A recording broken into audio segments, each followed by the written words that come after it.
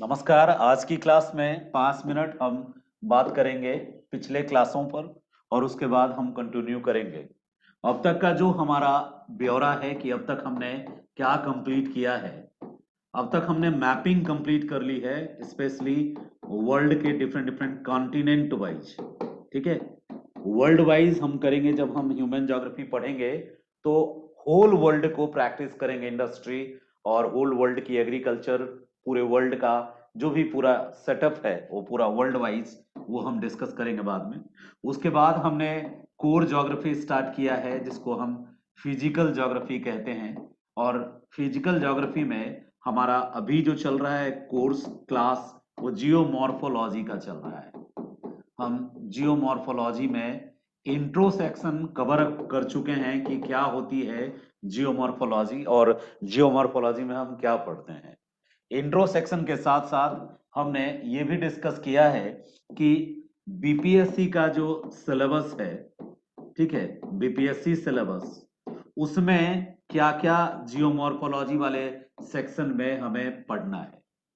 हमने पूरा डिटेल बताया था कि पहला टॉपिक जो है, फर्स्ट टॉपिक, वो है जो क्रस्ट है, यानी भूपपटी का जो ऊपरी पार्ट है उसका एवोल्यूशन पढ़ना है, यानी ओरिजिन और डेवलपमेंट पढ़ना है।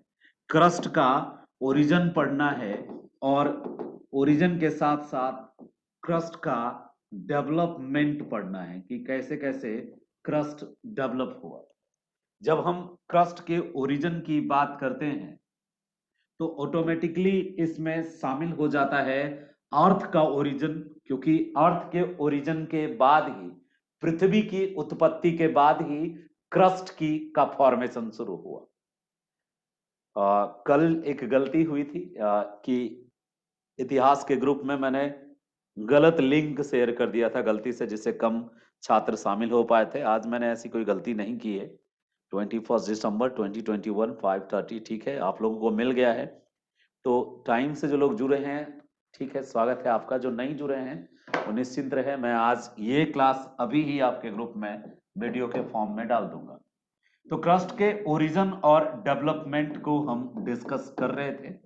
और इसके बाद क्रस्ट के ओरिजिन और डेवलपमेंट के बाद एक टॉपिक और भी है जो एग्जाम पॉइंट ऑफ व्यू से तो उतना इंपॉर्टेंट नहीं है, एग्जाम में उसका उतना महत्व नहीं है, लेकिन सिलेबस में है वो दूसरा पॉइंट, उसको भी हम डिस्कस करेंगे।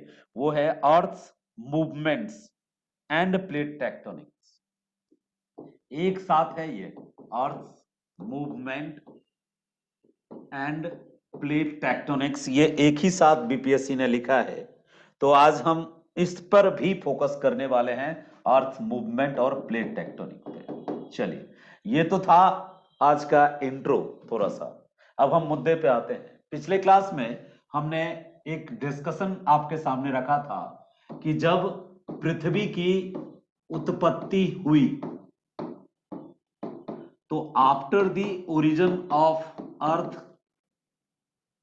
अर्थ जब धीरे धीरे ठंडी होती चली गई तो अर्थ के ठंडे होने से वायुमंडल का निर्माण हुआ। जो अर्थ से गैसें रिलीज हुई उनसे वायुमंडल का निर्माण हुआ, और वायुमंडल के निर्माण के बाद वाटर साइकिल प्रारंभ हुआ, जल चक्र प्रारंभ हुआ, और वाटर साइकिल स्टार्ट होने के बाद महाद्वीप और महासागरों का निर्माण का क्रम प्रारंभ हुआ, और ऊपरी परत जो पृथ्वी का है, जो वर्तमान स्वरूप देखते हैं, उनका निर्माण शुरू हुआ। और बिगिनिंग में वायुमंडल के निर्माण के बाद जल चक्र, जल चक्र के निर्माण के बाद महाद्वीप और महासागर, कॉन्टिनेंट और ओशियन अपने अस्तित्व में आए। और कॉन्टिनेंट और ओशियन के अस्तित्व में आने के बाद फिर जो सबसे महत्वपूर्ण टॉपिक है हमारा, जो क्रस्ट का, यानी ये क्रस्ट के फॉर्मेशन में सबसे बड़ा रोल प्ले किया जब पृथ्वी का ऊपरी परत ठंडा हुआ और मैग्मा से धीरे धीरे वो आग्नेय चट्टान, इग्नियस रॉक में परिणत हुआ, चट्टान में परिणत हुआ। जो चट्टान बहुत ज्यादा कंसाइज हो गया, बहुत ज्यादा डेंस हो गया और पतला सा रूप धारण करके रहा, वो महासागरों के नीचे दबा। और जो महासागर से ऊपर खोखले रूपों में विद्यमान रहा वो महाद्वीप के रूप में रहा। अब इन महासागरों और महाद्वीपों में जो क्रस्ट का फॉर्मेशन और डेवलपमेंट हुआ, इसको हम आगे चलकर तीन सिद्धांतों से समझते हैं। ये तीनों सिद्धांत क्रस्ट के फॉर्मेशन और महाद्वीपों के वर्तमान स्वरूप, महासागरों के वर्तमान स्वरूप को बतलाते हैं। वो कौन कौन सी चीजें हैं, कौन से सिद्धांत हैं? तीन सिद्धांत हैं, और वो तीनों सिद्धांत एग्जाम के पॉइंट ऑफ व्यू से बहुत इंपॉर्टेंट है और आज का मेन फोकस उन्हीं पे है। वे कौन से तीन सिद्धांत हैं? जिनसे तीन डॉक्ट्रिन हैं। एक को कहते हैं वेगनर का, आप कॉपी पे आज हेडिंग यही दीजिएगा, वेगनर का कॉन्टिनेंटल ड्रिफ्ट थ्योरी, महाद्वीपीय विस्थापन सिद्धांत। ये आज के क्लास का मेन अट्रैक्शन है। विस्थापन लिखना था, वेगनर के महाद्वीपीय विस्थापन का सिद्धांत। ठीक है, जो लोग हिंदी माध्यम के हैं उनको ये टर्म में परेशानी नहीं होना चाहिए। इंग्लिश वालों को ये जानना है, ये वेगनर की कॉन्टिनेंटल ड्रिफ्ट थ्योरी है, कॉन्टिनेंटल ड्रिफ्ट थ्योरी है। तो वेगनर की कॉन्टिनेंटल ड्रिफ्ट थ्योरी को आज आप डिटेल में पूरा समझेंगे ऑप्शनल पॉइंट ऑफ व्यू से, और एग्जाम में ये पूछता है, बार बार पूछता है। और ये थ्योरी पूरी तरह से तब तक कंप्लीट नहीं होती। एक बच्चा कह रहा है नहीं डेविस नहीं पढ़ाए थे सर, हम डेविस अभी नहीं पढ़ाए हैं आपको। आप यदि पूछ रहे हैं डेविस तो हो सकता है बीच में आप अनुपस्थित होंगे इसलिए पूछ रहे हैं।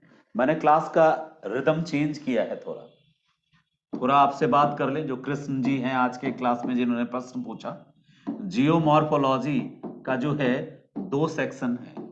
एक है जिसमें हम पृथ्वी के ऊपरी संरचना के बारे में पढ़ते हैं, ऊपरी स्थलाकृतियों के निर्माण के बारे में पढ़ते हैं, और उसमें हम डेविस पढ़ते हैं, और उसमें हम पेंक पढ़ने वाले हैं, डेविस और पेंक। और थोड़ा सा हम उसमें किंग भी पढ़ने वाले हैं, सिलेबस में नहीं है लेकिन स्पीशियस के सिलेबस में है। तो के साथ हम किंग भी पढ़ेंगे। एक दो महापुरुष हमारे साथ उत्तर प्रदेश के जुड़े हुए हैं, ठीक है, और वो उत्तर प्रदेश, हम में से भी कई लोग उत्तर प्रदेश पीसीएस टारगेट करते हैं। तो डेविस, किंग और पेंक ये दूसरा सेक्शन है जियोमॉर्फोलॉजी का। और हम पहला सेक्शन बात कर रहे हैं, दो सेक्शन है, एक जो इंटरनल फोर्सेस से रिलेटेड जियोमॉर्फोलॉजी है, और दूसरा जो एक्सटर्नल, जिसको एक्सोजेनेटिक फोर्स कहते हैं। तो एंडोजेनेटिक फोर्सेस को हम पहले पढ़ रहे हैं क्योंकि सिलेबस में वो पहले दे रखा है, और एक्सोजेनेटिक को हम बाद में पढ़ेंगे, वो सिलेबस में आखिर में दे रखा है।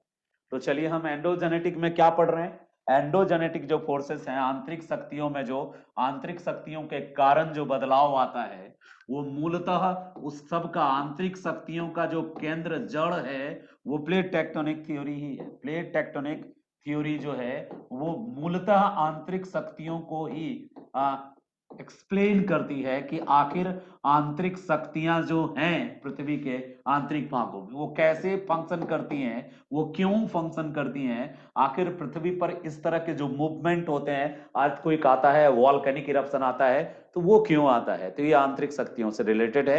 हम पहले उसी को फोकस कर रहे हैं, एंडोजेनेटिक को फोकस कर रहे हैं। एक बार एंडोजेनेटिक हो जाए देन एक्सोजेनेटिक को हम आपको बतलाएंगे, ठीक है। और दोनों इंटरकनेक्टेड है इसलिए बिल्कुल घबराना नहीं है। तो जियोमॉर्फोलॉजी दोनों सेक्शन से जुड़ा है, पृथ्वी के आंतरिक भागों से और आंतरिक बल एंडोजेनेटिक फोर्सेस से, और एक्सोजेनेटिक फोर्सेस से, जिसमें हम डेविस, पेंक के अलावा टोपोग्राफी पढ़ने वाले हैं। ऐसे मैं बता दूं जियोमॉर्फोलॉजी में बेसिकली यही दोनों आते हैं, इनको ही मुख्य माना जाता है। जो एक्सोजेनेटिक फोर्सेस वाला सेक्शन है वो प्योर जियोमॉर्फोलॉजी का सेक्शन है, जिसमें टोपोग्राफी है, glacial topography, fluvial topography, karst topography, ये सब ये हम बाद में, अभी जस्ट इसके बाद पढ़ने वाले हैं। तो अभी क्या पढ़ेंगे, एंडोजेनेटिक। अब एंडोजेनेटिक फोर्सेस में कौन कौन आता है, तो अर्थक्वेक आता है, वॉल्केनो आता है, फोल्डिंग आता है, फॉल्टिंग आता है। तो ये सब होता क्यों है, अर्थक्वेक क्यों आता है, ज्वालामुखी क्यों फटते हैं, हिमालय क्यों बना, रॉकी क्यों बना, एंडीज क्यों बना, आल्प्स क्यों बना, सबका जवाब एक ही है, क्या, plate tectonic. Whole endogenetic force का जो मदर है, फादर है, आंतरिक शक्तियों का जो मेन बाप है, वो सारा पूरी की पूरी थ्योरी समझ में आ जाएगी एंडोजेनेटिक की, यदि हम प्लेट टेक्टोनिक समझ लें। पृथ्वी पर जो भी मूवमेंट होता है, चाहे प्लेटों का मूवमेंट हो या महाद्वीपों का मूवमेंट हो या महासागर के नितल में मूवमेंट हो, ये सारे मूवमेंट रोटेशन और रिवोल्यूशन को छोड़ के, पृथ्वी अपने एक्सिस पे जो रोटेट करती है और पृथ्वी जो सन के अराउंड मूवमेंट करती है, इन दो मूवमेंट को छोड़ के अदर जो भी मूवमेंट पृथ्वी के अंदर होता है, वो सारा मूवमेंट इंटरकनेक्टेड है एक थ्योरी से, और इसलिए ये थ्योरी बहुत महत्वपूर्ण हो जाती है, जिसको क्या कहते हैं, plate tectonic theory. Plate tectonic theory जो है, ये थ्योरी दो थ्योरी से तीन थ्योरी से पूर्ण होती है। यानी एक मेजर कॉन्सेप्ट है, एक बहुत इंपॉर्टेंट कॉन्सेप्ट है प्लेट टेक्टोनिक थ्योरी, और इस थ्योरी का जो जन्म हुआ है, विकास हुआ है, development of plate tectonic theory is result of the origin और डेवलपमेंट ऑफ थ्री थ्योरीज। सबसे पहली थ्योरी जिसने इस प्लेट टेक्टोनिक के कॉन्सेप्ट को जनरेट किया, वो है वेगनर का सिद्धांत, वेगनर की थ्योरी। ठीक है, वेगनर की जो थ्योरी है, जिसको हम अभी पढ़ने वाले हैं, कॉन्टिनेंटल ड्रिफ्ट थ्योरी, ये इसको mother of plate tectonic theory कह सकते हैं। इसने ही प्लेट टेक्टोनिक थ्योरी को की ओर दुनिया का ध्यान खींचा।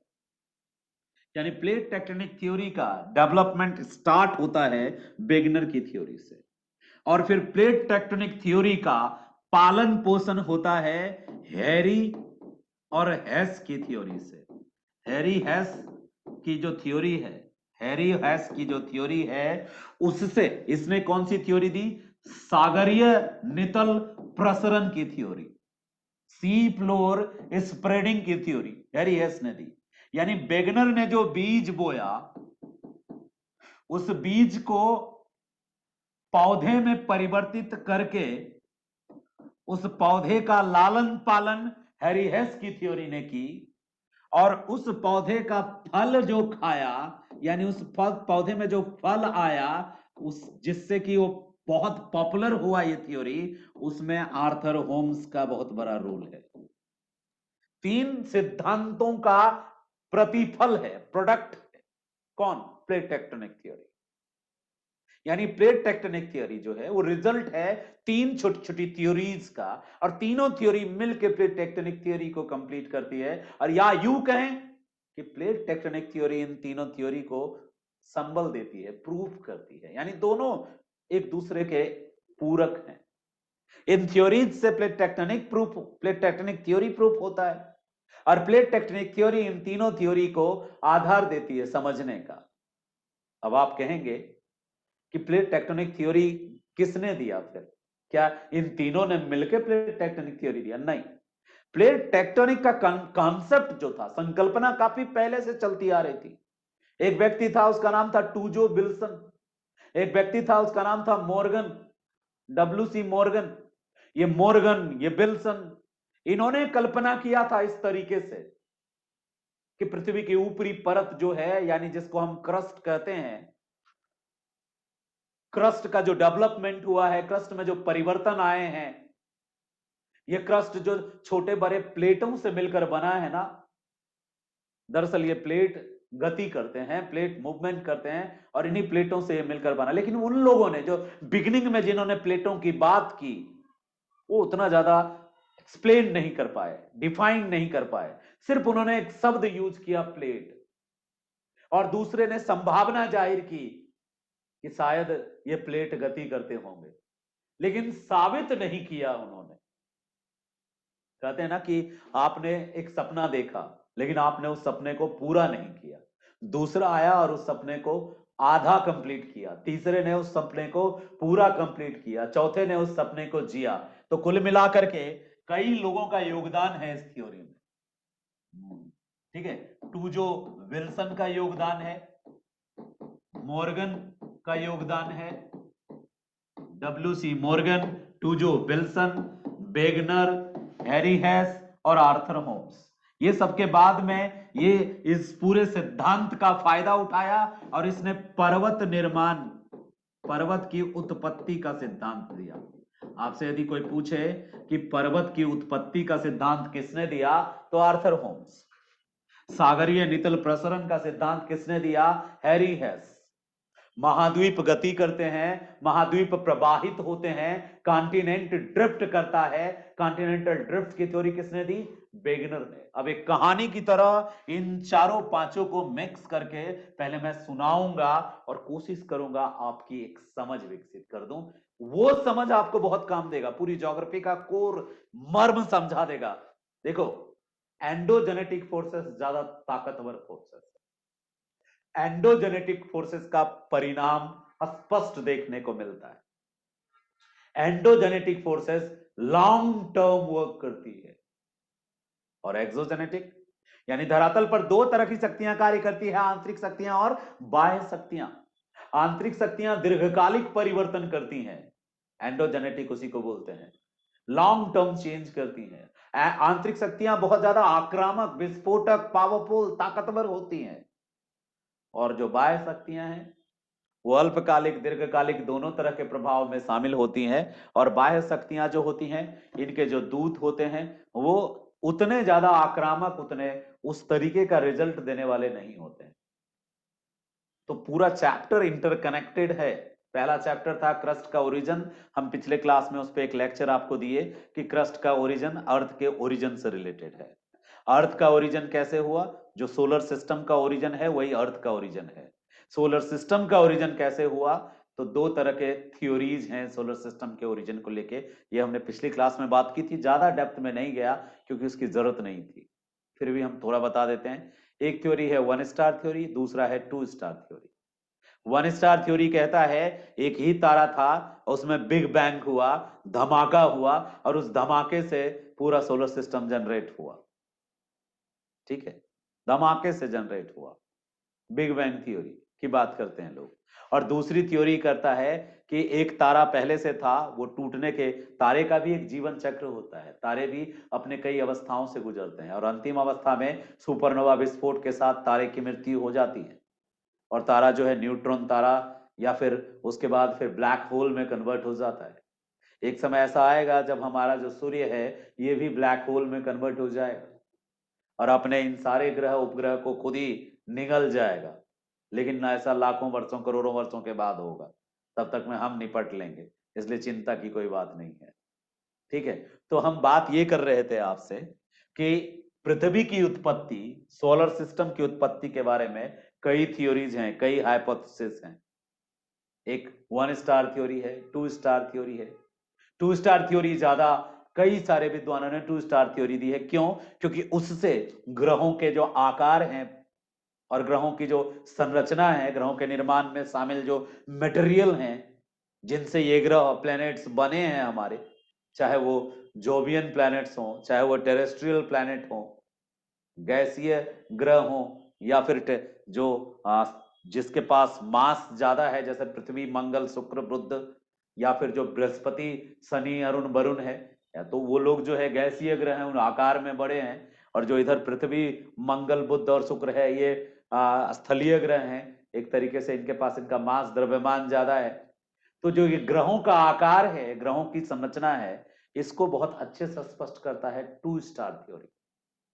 कहते हैं कि एक स्टार पहले से था, फटने की अवस्था में था, अंतिम अवस्था में था, एक अंतरिक्ष से दूसरा भटका हुआ तारा आया और करीब से गुजर गया।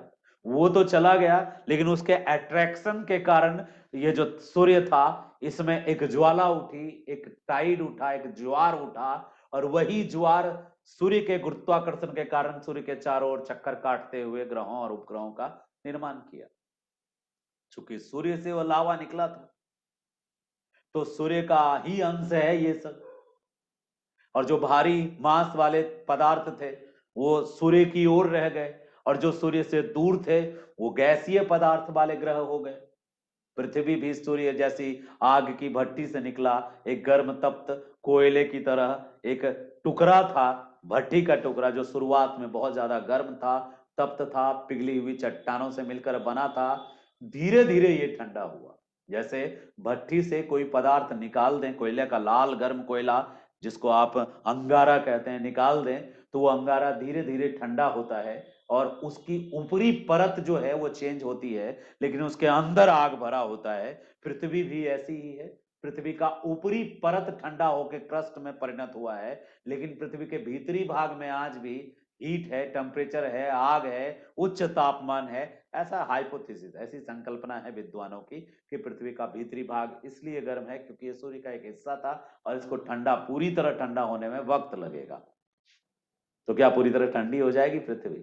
इसका जवाब अभी नहीं है विद्वानों के पास। बस विद्वान अनुमान लगाते हैं कि हो सकता है कि भविष्य में इसके अंदर का तापमान बदले तो इससे बाहर की भी संरचनाएं प्रभावित होंगी, क्योंकि पृथ्वी के अंदर आंतरिक भाग में जो हीट है, हीट भी फॉर्म ऑफ दी एनर्जी है ना, ऊर्जा का जो एक रूप है हीट, वो ऊर्जा पृथ्वी के बाहर आते रहती है तो पृथ्वी के बाहरी संरचना में भी बदलाव लाती है। तो पृथ्वी के ऊपर जो क्रस्ट का फॉर्मेशन हुआ है वो कहीं ना कहीं पृथ्वी की उत्पत्ति के बाद पृथ्वी के ठंडे होने के क्रम में पृथ्वी की ऊपरी सतह में होने वाले चेंजेस, परिवर्तन का रिजल्ट है। यहां तक तो कोई दिक्कत नहीं ना। अब जब ठंडी होने लगी पृथ्वी की ऊपरी परत तो कहीं सिकुड़ गई और जल चक्र चला, तो वो जो पानी, वर्षा की बूंदें जो वहां जमा हुई, उन्होंने सागर महासागरों का निर्माण किया और जो ऊंचे क्षेत्र थे जहां पर्वत, पठार, मैदान का निर्माण हुआ था वो महाद्वीप बन गए। अब ये महाद्वीपों के संदर्भ में सबसे पहले वेगनर ने कॉन्सेप्ट दिया कि जो क्रस्ट है, क्रस्ट का जो कॉन्टिनेंट वाला हिस्सा है, क्रस्ट के कॉन्टिनेंट, अब क्रस्ट हमें दो रूपों में मिलता है, एक कॉन्टिनेंट के रूप में और दूसरा ओशियन के फॉर्म में। तो क्रस्ट जो हमें कॉन्टिनेंट के फॉर्म में मिलता है, महाद्वीप के फॉर्म में मिलता है, उनमें कैसे कैसे परिवर्तन आया, उनमें कैसे कैसे डेवलपमेंट हुआ, चेंजेस आए, वो वेगनर ने एक्सप्लेन किया है। दूसरा पार्ट है क्रस्ट का, वो है ओशियंस। ओशियंस में क्या बदलाव आया, पहले कौन सा ओशियन था, फिर जो ये नए नए ओशियन आए, यानी Indian Ocean, Atlantic Ocean, Arctic Ocean, Southern Ocean, इन ओशियंस का निर्माण कैसे हुआ और कई सारे सी बने थे, जैसे टेथिस सी, ठीक है, मेडिटेरेनियन सी, रेड सी, ब्लैक सी, अभी भी बहुत सारे सी हैं, छोटे सागर हैं। तो इनका क्या कनेक्शन है, यानी सागरों की उत्पत्ति और सागरों के बॉटम से रिलेटेड जो इंफॉर्मेशन है वो हैरी हेस ने उपलब्ध कराया। और सागर यानी महाद्वीप और महासागर के बाद महाद्वीपों में और महासागरों में भी कई सारे माउंटेन्स बिल्डअप हुए हैं, पर्वतों का निर्माण हुआ है। खास करके कॉन्टिनेंटल रीजन, महाद्वीपीय भूभागों पर कई पर्वत बने हैं, कुछ फोल्डेड हैं, कुछ वॉल्केनिक हैं। तो इन सारे माउंटेन्स के ओरिजिन को इसी थ्योरीज की हेल्प लेकर के आर्थर होम्स ने कुछ अपनी संकल्पनाएं दी और इन सब को आधार प्रदान करता है कौन, प्लेट टेक्टोनिक थ्योरी। दरअसल प्लेट टेक्टोनिक थ्योरी कुछ नहीं है। सबसे पहले हम उसी थ्योरी की बात कर लेते हैं, प्लेट टेक्टोनिक थ्योरी की बात कर लेते हैं। एक बच्चे ने वैसे पूछा था, सर पहले कौन आया, पहले प्लेट टेक्टोनिक थ्योरी आई या पहले वेगनर की थ्योरी आई या पहले हैरी हेस की थ्योरी आई या पहले आर्थर होम्स की थ्योरी आई? तो मैंने उनको बताया था कि बेटा सबसे पहले तो प्लेट टेक्टोनिक की ही थ्योरी आई, लेकिन बिगिनिंग में ये थ्योरी आधी अधूरी थी, इनमें किसी की रुचि नहीं थी क्योंकि ये थ्योरी उतनी मजबूत नहीं थी, साबित नहीं थी, सिद्ध नहीं थी। थ्योरी सबसे पहले किसकी आई? प्लेट टेक्टोनिक की। क्या है प्लेट टेक्टोनिक की थ्योरी में? बड़ा चर्चा सुन रहे हैं, गुरुजी भी बार बार बोल रहे हैं हमारे, है क्या प्लेट टेक्टोनिक थ्योरी? गुरुजी यानी किताब, हम नहीं, ठीक है। क्या है ये प्लेट टेक्टोनिक थ्योरी? होता क्या है ये? देखो, इस सिद्धांत की, इस थ्योरीज की के बस तीन पार्ट हैं। एक, ये थ्योरी क्या मानता है, ठीक है, हर एक कोई भी थ्योरी हो, चलो हम प्लेट टेक्टोनिक हटा देते हैं, कोई भी थ्योरी हो, अभी हमें कुल मिलाकर के 4 थ्योरी पढ़ना है ना, कोई भी थ्योरी हो ज्योग्राफी की, उसका एक स्केलेटन दिमाग में डाल लो, उसका एक पूरा का पूरा स्केलेटन दिमाग में डाल लो।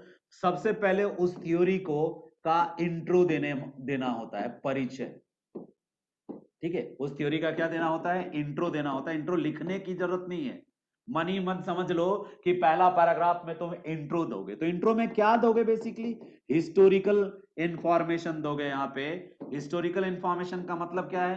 हिस्टोरिकल इंफॉर्मेशन का मतलब है कि जो थ्योरी आई है, इस थ्योरी को देने वाला जो व्यक्ति या व्यक्तियों का समूह है जिसने थ्योरी दी है, देने वाले का परिचय दे देते हैं ना आप, इंट्रोडक्शन, तो वही आपका इंट्रो हो जाता है। किसी भी थ्योरी में सबसे पहले वो थ्योरी आई कैसे, वो थ्योरी जनरेट कैसे हुई, वो जो इंट्रो हम लिखते हैं, that intro is the main part of the theory, main part, the beginning of the theory. Plate tectonic theory है तो सबसे पहले हम इसके इंट्रो के बारे में जान लेंगे कि सर कब आई ये थ्योरी, किसने दिया ये थ्योरी, उस व्यक्ति का परिचय दे दीजिए सर, वो कौन था और क्यों, यही थ्योरी क्यों दी, और कोई काम नहीं था क्या उसके पास। तो कब आई थ्योरी, किसने दी थ्योरी, और उसका क्या परिचय है, और इस सिद्धांत के साथ उसका क्या रिश्ता नाता है, इस थ्योरी से उसका क्या लेना देना है, क्या बात की इस थ्योरी के बारे में हमने। यदि लेना देना का मतलब क्या है कि थ्योरी, कोई भी थ्योरी किसी के दिमाग में कब आता है, कोई भी थ्योरी ऐसे नहीं आ जाता किसी के दिमाग में, वो कहीं ना कहीं से इंस्पायर्ड होता है, किसी ना किसी से प्रेरित होता है। चाहे कोपेन नाम का एक व्यक्ति ने जलवायु वर्गीकरण दिया तो वो भी किसी से प्रेरित था, उसका कोई बेस था। तो हमें हर थ्योरी में थ्योरी देने वाला किससे प्रेरित होकर ये थ्योरी दिया, यदि ये मेरे पास है तो ये मेरा प्लस पॉइंट है। बहुत लोगों के पास ये नहीं उपलब्ध होता है कि उनको नहीं पता कि वेगनर कैसे ये थ्योरी बना दिया, कहां से प्रेरित हुआ था, इंस्पिरेशन कहां से मिला उसको। और ये जो प्रेरणा है थ्योरी देने की, ये कोई व्यक्ति हो सकता है, कोई दूसरी थ्योरी हो सकती है, थ्योरी से थ्योरी जन्मती है, या कोई घटना हो सकती है।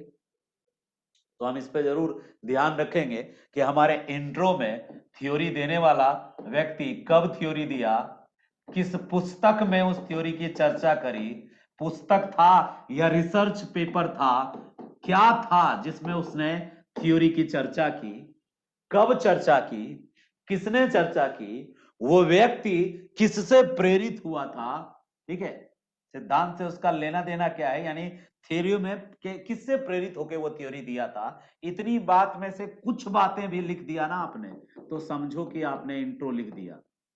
हम प्लेट टेक्टोनिक की बात अभी नहीं कर रहे हैं, हम क्या कर रहे हैं, अ कॉमन स्केलेटन डेवलप कर रहे हैं तुम्हारे दिमाग में कि थ्योरी 2-3 आना है एग्जाम में, ठीक है। इकोनॉमिक ज्योग्राफी में भी थ्योरी आएगी, वेबर का औद्योगिक अवस्थिति सिद्धांत, इकोनॉमिक ज्योग्राफी में भी थ्योरी आएगी, सब जगह थ्योरी आएगी भाई, फिजिकल में आएगी, ह्यूमन में आएगी, सब जगह थ्योरी आएगी। तो थ्योरी का एक स्केलेटन दिमाग में डाल लो, कोई भी थ्योरी हो उसमें पहला पैराग्राफ उस थ्योरी को देने वाले व्यक्ति और उस थ्योरी की प्रेरणा उस व्यक्ति को कहां से मिली, कैसे मिली, ये लिखते हैं।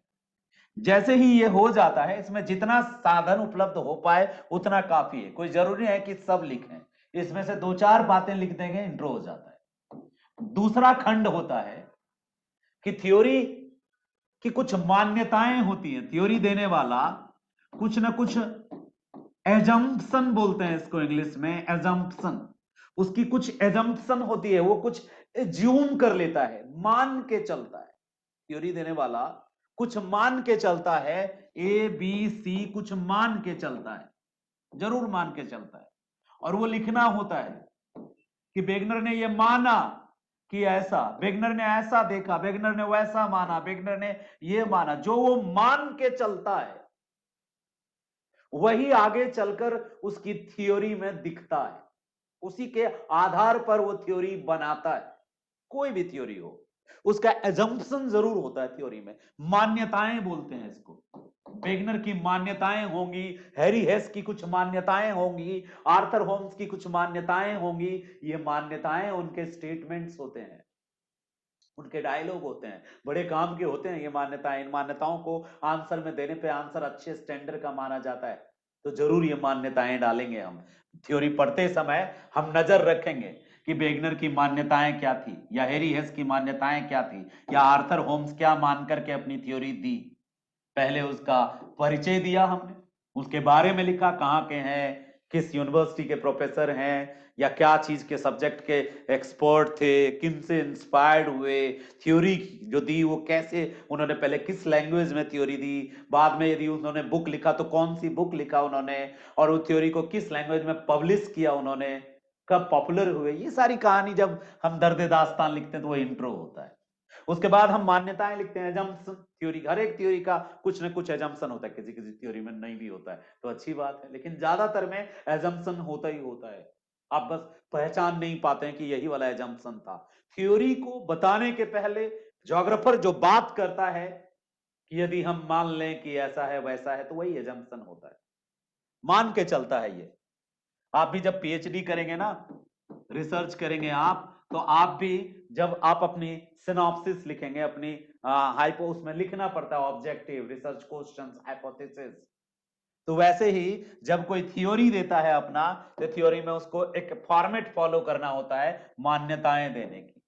मान्यताएं जब आप लिख लेते हो, जब मान लेते हो, तो फिर तीसरी बात होती है मूल सिद्धांत, मतलब मेन डॉक्ट्रीन, जो उन्होंने फाइनली जो उन्होंने कहा, जो न्यूटन का थर्ड लॉ टाइप कुछ कहा हो, तो वो जरूर लिखते हैं 3-4 लाइन में।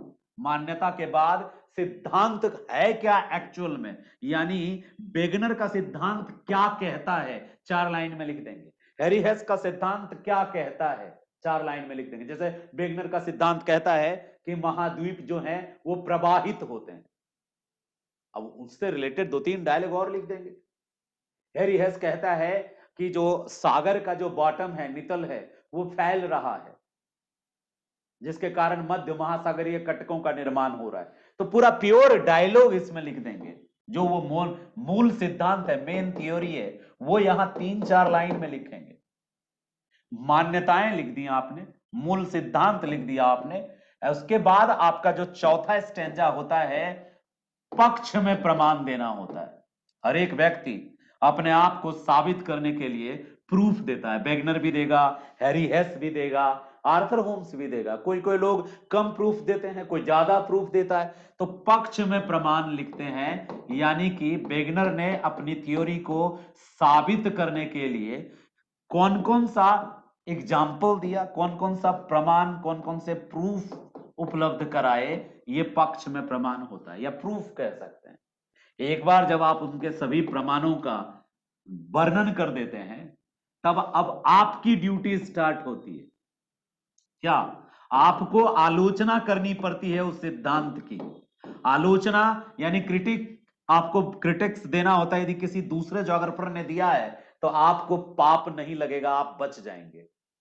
कोई ज्योग्राफर पहले से यदि उसकी चुगली कर रखा है, ऐसे महान ज्योग्राफर का आप क्यों चुगली करें, आप अपने सिर पे पाप ना लें। किसी दूसरे के द्वारा किए गए आलोचना और किसी दूसरे भूगोलवेत्ता के द्वारा बताई गई कमियां जो है, हर सिद्धांत में कमी होती है। यूनिवर्सल थ्योरी तो ये है नहीं। जो यूनिवर्सल थ्योरी होती है, विज्ञान की थ्योरी होती है, वो यूनिवर्सली प्रूव्ड होती है, तो फिर वो उनकी आलोचना, उनकी कमियां बहुत डिफिकल्ट होती है निकालना। बट ये सारी थ्योरियां जो हैं, इनकी कमियां लिखना बहुत जरूरी है। डिमेरिट आप कह सकते हैं, या क्रिटिसिज्म, किन किन बातों को लेकर के इनकी थ्योरी की मजाक उड़ाए गए या इनके थ्योरी की आलोचना की गई, किन बातों का जवाब ये अपनी थ्योरी में नहीं दे पाए, किन बातों को ये साबित नहीं कर पाए, कौन सी बातें इन्होंने कह तो दी लेकिन उनका जो प्रूफ दिया वो प्रमाण सही नहीं लगता, ये जरूर लिखते हैं, जिसको आलोचना कहते हैं, क्रिटिसिज्म कहते हैं और कमियां कहते हैं। ये सबसे इंपॉर्टेंट सेक्शन होता है, माना जाता है सबसे इंपॉर्टेंट सेक्शन थ्योरी का यही माना जाता है, क्योंकि जो कॉम्पिटिटिव एग्जाम है ज्यादातर थ्योरी आपसे इसी तरीके का पूछता है, उसकी आलोचनात्मक क्रिटिसिज्म आपसे जरूर पूछता है। एक बार आलोचना आप समझ गए थ्योरी की, तो फिर आपको समझना है, आपको क्या देना है, निष्कर्ष देना है, कंक्लूजन देना है। और जो निष्कर्ष होता है, हमेशा आपको निष्कर्ष में ये बात बतानी होती है, सबका निष्कर्ष कॉमन होता है। क्या?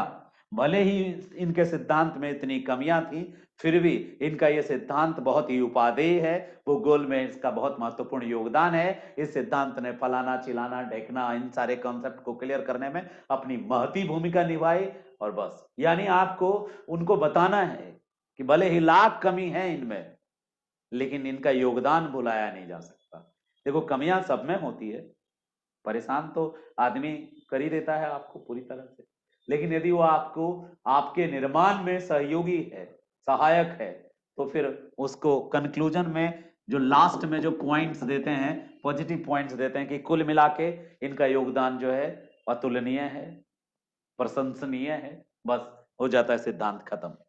तो ओवरऑल कोई थ्योरी यदि एग्जाम में आता है तो मेरे पास 6 पॉइंट पहले से फर्मा बना हुआ है, रेडीमेड फर्मा है हमारे पास। क्या क्या रेडीमेड फर्मा है? वेगनर का थ्योरी आवे या हैरी हेस की थ्योरी आए या प्लेट टेक्टोनिक आए, थोड़ा प्लेट टेक्टोनिक इस पे नहीं बैठता है, वो डिफरेंट है। इंट्रो उसमें भी होता है, मान्यताएं उसमें भी होती हैं, प्रमाण भी हम दे सकते हैं, लेकिन चूंकि प्लेट टेक्टोनिक थ्योरी धीरे धीरे राइज हुई, शुरू में सिर्फ प्लेट की बात हुई, प्लेटों के किनारे की बात हुई, प्लेटों की गतियों की बात हुई, बाद में एक मां ने नहीं पाला प्लेट टेक्टोनिक को, एक कोई व्यक्ति ने इसको नहीं दिया, शुरुआत भले किसी ने की थी, लेकिन उसकी उसकी पुष्टि धीरे धीरे तब हुई जब वेगनर की थ्योरी प्रूफ हुई, जब हैरी हेस की थ्योरी प्रूफ हुई, जब आर्थर होम्स की ओरिजिन ऑफ माउंटेन की थ्योरी आई, तो इन थ्योरी से बल मिला प्लेट टेक्टोनिक को, और बाद में प्लेट टेक्टोनिक की मान्यताएं जो हैं बढ़ गई। तो प्लेट टेक्टोनिक थ्योरी थोड़ी सी अलग है। बाकी जो थ्योरी है उसमें पहला पॉइंट आपका इंट्रो है, जिसमें थ्योरी देने वाले के बारे में लिखते हैं। दूसरा पॉइंट एजम्पशन है, जिसमें थ्योरी में क्या मान के चला ये लिखते हैं। तीसरा थ्योरी में प्रूफ है, ठीक है, प्रूफ है, ठीक है, तो प्रूफ लिखते हैं। चौथा में इसकी कमियां लिखते हैं, वीकनेस कह सकते हैं, डिसएडवांटेज का या कमी या क्रिटिसिज्म कह सकते हैं, इसको क्रिटिसिज्म कह सकते हैं, ठीक है। और लास्ट में जो पांचवा पॉइंट है, एक और है मूल सिद्धांत, चौथा मूल सिद्धांत था। एजम्पशन के बाद क्या था? मूल सिद्धांत था, यानी मेन जो डॉक्ट्रिन है मूल सिद्धांत था, ठीक है। थ्योरी आप कह सकते हैं, मेन थ्योरी या स्टेटमेंट। और चौथा जो था वो प्रूफ था, ठीक है। और पांचवा जो है वो क्रिटिसिज्म है, कमियां है, ड्रॉबैक कह सकते हैं आप। और छठा जो है वो कंक्लूजन है। तो ये 6 पॉइंट है। थ्योरी में जहां भी एजम्पशन में नीड हो डायग्राम का, थ्योरी में नीड हो डायग्राम का, या प्रूफ में सबसे ज्यादा डायग्राम की जरूरत प्रूफ में होती है।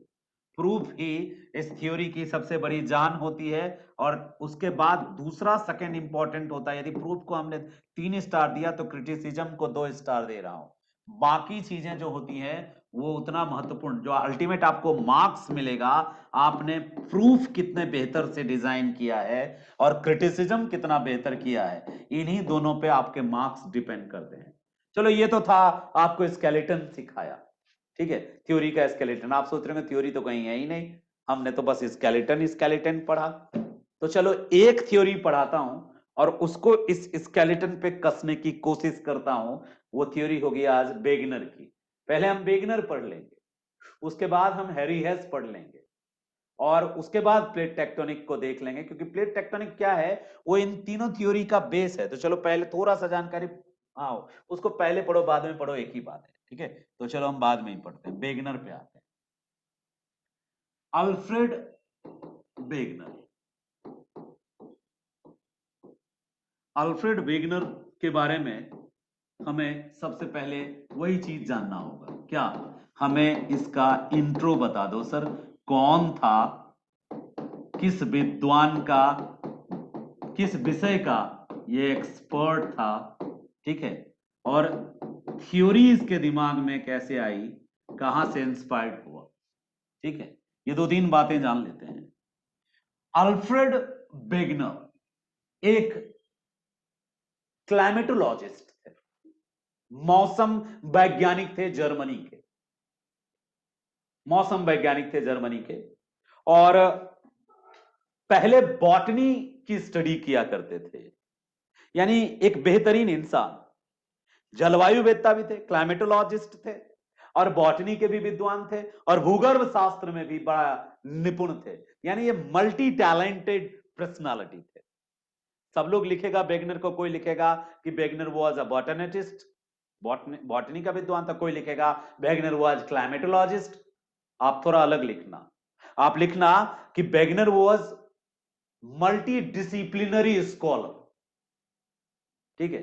वो अनेक विषयों के विद्वान थे, उन्हें वनस्पति शास्त्र में रुचि और ज्ञान था, वो भूगर्भ शास्त्र के भी विद्वान थे। भूगर्भ शास्त्री बाद में तो एज अ जियोमॉर्फोलॉजिस्ट और जियोलॉजिस्ट ही पॉपुलर हुए। अंतिम प्रसिद्धि जो उनकी हुई एज ए भूगर्भ शास्त्री, पृथ्वी के आंतरिक भागों का इतना बेहतर विवरण उन्होंने दिया, तो उनकी जो अंतिम प्रसिद्धि हुई एक भूगर्भ शास्त्री के रूप में हुई। जूलॉजिस्ट, ठीक है, जियोलॉजिस्ट, जू ने, एक तो होता है जंतु, एक होता है जे डबल जी, एक जी से होता है, एक जड़ से होता है। तो जूलॉजी अलग है, जियोलॉजी अलग है। तो हम जियोलॉजी की बात करें। He was a great geologist, he was a also a climatologist, he was also a great botanist. Botany का भी नॉलेज था उनको, मौसम विज्ञान की भी जानकारी थी, जलवायु की भी जानकारी थी। जर्मन थे वो। और जो जर्मन विद्वान होते हैं ना, आधा पागल होते हैं जर्मन विद्वान, दिमाग से पैदल होते हैं बिल्कुल। हम ऐसा क्यों कह रहे हैं, ऐसा बोलना नहीं चाहिए था। आपको पता चलेगा जब आप यदि प्योर ज्योग्राफी के स्टूडेंट होते तो आप मेरी बात समझ जाते। पहले ज्योग्राफी एक सीधा साधा विषय हुआ करता था, मैथ्स के काफी करीब था, क्योंकि ज्योग्राफी को पैदा करने वाला एक मैथमेटिशियन ही था। उसी ने सबसे पहले पृथ्वी का व्यास नापने के चक्कर में ज्योग्राफी को जन्म दे दिया, Eratosthenes. He was a great mathematician. तो बिगिनिंग में ज्योग्राफी प्योर मैथमेटिकल सब्जेक्ट था, बिल्कुल कैलकुलेशन, मैथ्स, डायग्राम, यही भरा पड़ा था। लैटिट्यूड, लॉन्गिट्यूड, ठीक है, वो जो लैटिट्यूड लैंगिट्यूड था वो कोऑर्डिनेट ज्योमेट्री का पार्ट था। वो कोऑर्डिनेट ज्योमेट्री से लॉन्गिट्यूड लैटिट्यूड का कॉन्सेप्ट जनरेट हुआ था। मैथ्स ने ही जन्म दिया बहुत भूगोल को। लेकिन जब भूगोल में जर्मन भूगोलवेत्ताओं की एंट्री हुई, जिसमें सबसे पहला नाम आता है इमैनुअल कांट का, और कांट फिलोसोफर था, फेमस फिलोसोफर था, ठीक है। कांट जो थे वो फेमस फिलोसोफर थे। तो कांट के बाद, इमैनुअल कांट के बाद जितने भी ज्योग्राफर आए, हमबोल्ट एक नाम है, हमबोल्ट, अलेक्जेंडर बान हमबोल्ट, जर्मनी के एक अमीर घराने का लड़का, उसके जो अंकल थे वो जर्मनी में चांस मतलब मिनिस्टर थे, वो मिनिस्टर के पोस्ट पे थे, रिच पर्सन। उसने बहुत ट्रेवल किया, अंटार्कटिका का जो कोना है वहां तक हुआ है, चाइल, अर्जेंटीना, चाइल, पूरे एंडीज का भ्रमण किया। एंडीज पे घूमने गए थे वो, एंडीज यानी साउथ अमेरिका। उधर कनाडा के ऊपर, कनाडा के ऊपर जो आइलैंड्स हैं, जहां पे विक्टोरिया आइलैंड है, जहां पे बफिन आइलैंड है, वहां भी घूम आए ये, पैसा वाले थे।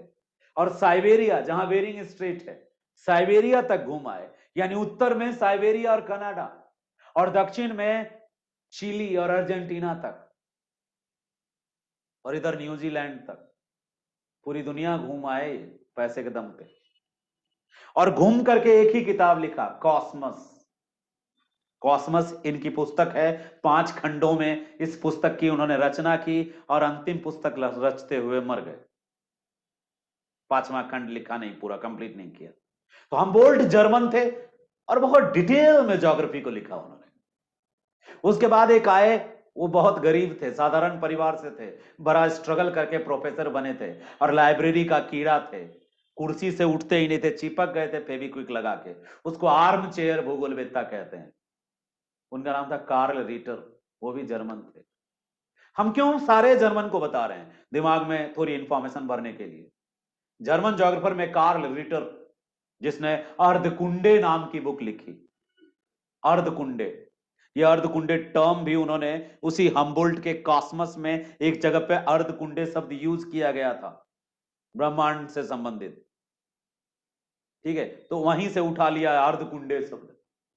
कार्ल रिटर के बाद एक रेटजल आए, फ्रेडरिक रेटजल। ये अच्छे घराने से थे, प्रभावपूर्ण, समाज में अच्छा प्रभाव था इनके पिता का, ये भी प्रोफेसर थे, इनके पिता भी प्रोफेसर थे, बड़े फेमस थे, रेटजल, फ्रेडरिक रेटजल। तो रेटजल जो थे, इन्होंने ह्यूमन ज्योग्राफी को डेवलप किया। एंथ्रोपोलॉजी के स्टूडेंट थे और फिर ज्योग्राफी पढ़ने लगे।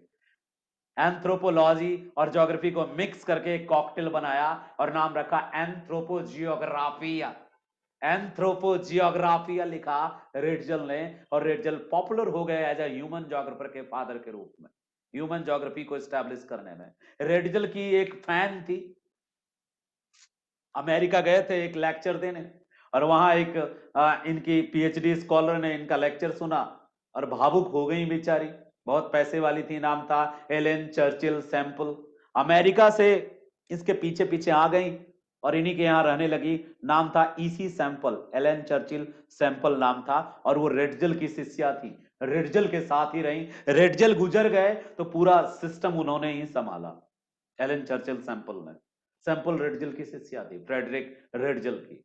सैंपल भी एक नंबर की प्योर ह्यूमैनिटी, ह्यूमन ज्योग्राफी की वकालत करने वाली, प्रकृति की पुजारी, प्रकृति को ताकतवर मानने वाली। जर्मन जितने भी ज्योग्राफर्स थे, ऑल जर्मन ज्योग्राफर्स जो थे, वो मानते थे कि नेचर इज पावरफुल, प्रकृति ताकतवर है। वो डिटरमिनिस्ट थे सबके सब, नियतिवादी थे सबके सब, प्रकृतिवादी थे सबके सब।